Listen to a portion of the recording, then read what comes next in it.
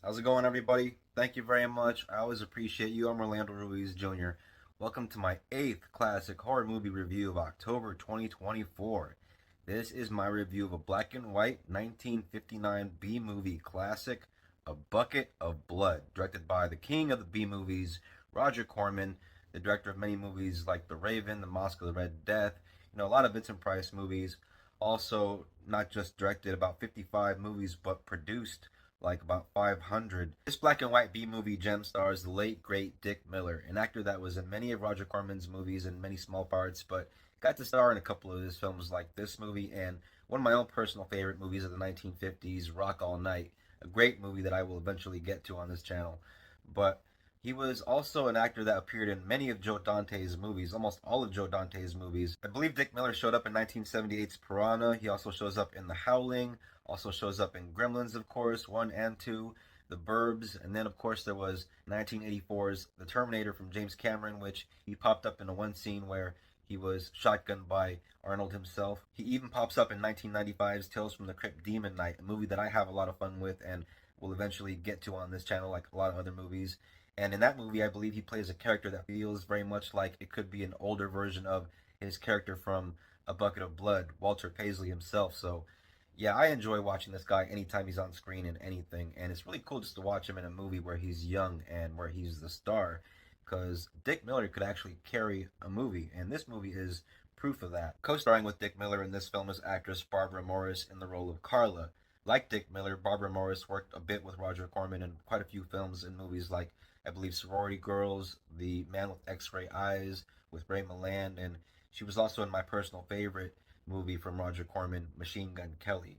That is a badass Charles Bronson movie from the 50s, by the way. A movie that I really want to get my hands on, but I don't have a copy of it yet. It's kind of hard to get a hold of. It's one of those real lost gems. So at the very beginning of the film, we see that Walter Paisley, Dick Miller's character, is this lonely, kind of geeky busboy that really admires all the people around him because he's surrounded by all kinds of artists. He's a busboy at this coffee shop that has a lot of beatniks kind of hanging around, and a lot of 60s lingo you're going to hear all throughout this movie that is kind of fun just to listen to. There's this one guy, Maxwell, who's like really over the top when he goes up on stage. Actually, the movie opens up with this Maxwell guy reciting some kind of like limerick or something, and yeah, I guess Walter Paisley like really wants to be part of this in crowd of all these hipsters, and the movie is very good at kind of satirizing all these people of this era and just kind of poking fun. Some of the people at the coffee shop give Walter a hard time, but some people are kind of nice to him. And he goes home and he tries to create something. He gets a bunch of clay. He tries to sculpt something, and he's not very good. And so all of a sudden, there is a cat. I believe it's the landlady's cat, Frankie. It's in the walls making noise, and he's all frustrated. And so he starts going crazy, and he takes a knife, stabs it right into the wall. I don't believe he's trying to stab the cat on purpose. I believe he's trying to get the cat out of the wall, but he kills the cat accidentally and feels bad at first, but pretty soon he gets an idea looking at the clay, looking at the cat. The next day, Walter reveals his new sculpture to everybody and calls it Dead Cat. And they don't know that there's actually a dead cat inside this sculpture, and everybody thinks he's some kind of like amateur genius. And there's one guy that actually catches on, his boss, and figures out that all right, this could work to his advantage, like financially, for a little, extra cha-ching, and he decides he's gonna just kind of use Walter. Now that Walter gets a little taste of admiration and respect from all those that he admires, like all the beatniks at the coffee shop, like that Maxwell guy and the girl that he has a crush on, Carla, he kind of has a need to keep that feeling going. Pretty soon, there's a scene where this woman, Alice, who is a model, is hanging out at the coffee shop with all the beatniks, and she notices them giving Walter all this praise for his art. And, she doesn't really think too much of it, so because she's kind of a bitch, she gives Walter a hard time, and, he really kind of takes it to heart. Later, Walter knocks on Alice's door and tells her he'd like to prove to her that he is an artist and that he would like to make like some kind of a sculpture of her. And so she agrees to model for him because she's just a wee bit curious, I think, to see if, he's bullshitting or not. And so she goes to his apartment. She strips down nude in a pretty risque scene for a late 50s film. And that's the last she's ever seen until the next day when he shows up with his new work of art and wants to show it off to everybody. And all the while, Walter's boss at the coffee shop knows what's really going on because earlier in the film, his sculpture Dead Cat fell to the ground and broke a little bit, and a little bit of the fur is sticking out.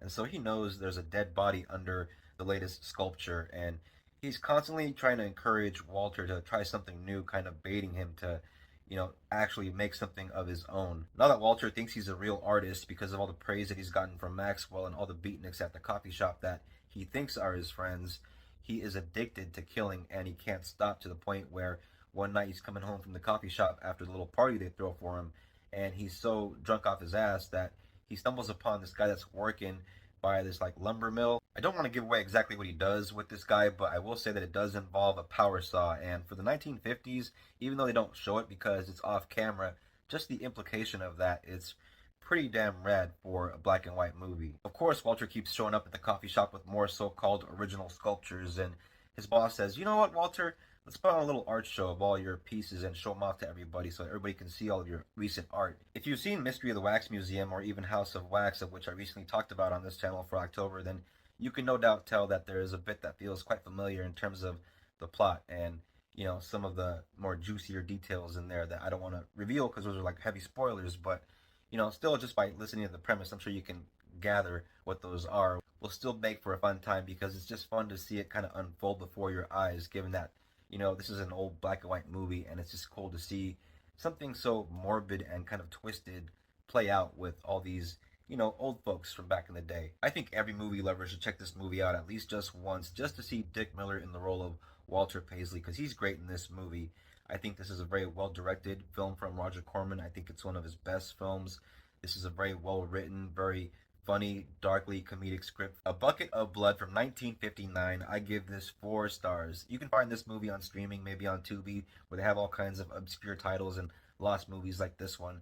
But you might be able to find yourself a hard copy if you go online and find like a DVD like this one right here. As you can see, got myself a copy, and that's Dick Miller there. And yeah, I believe that is one of his victims in the movie. And just a really fun, classic, dark comedy that doesn't get enough love. Thank you all very much for watching this classic movie review. I very much appreciate you. If you're into movies, if you're into classics, if you're into this kind of thing, hit the bell, become a subscriber, and come back for more classic movie reviews. If you're a returning viewer, thank you very much for watching, and thank you very much for your support. I very much appreciate it. Everybody take care of each other. Look out for the next one. Peace out. Till next time, and God bless.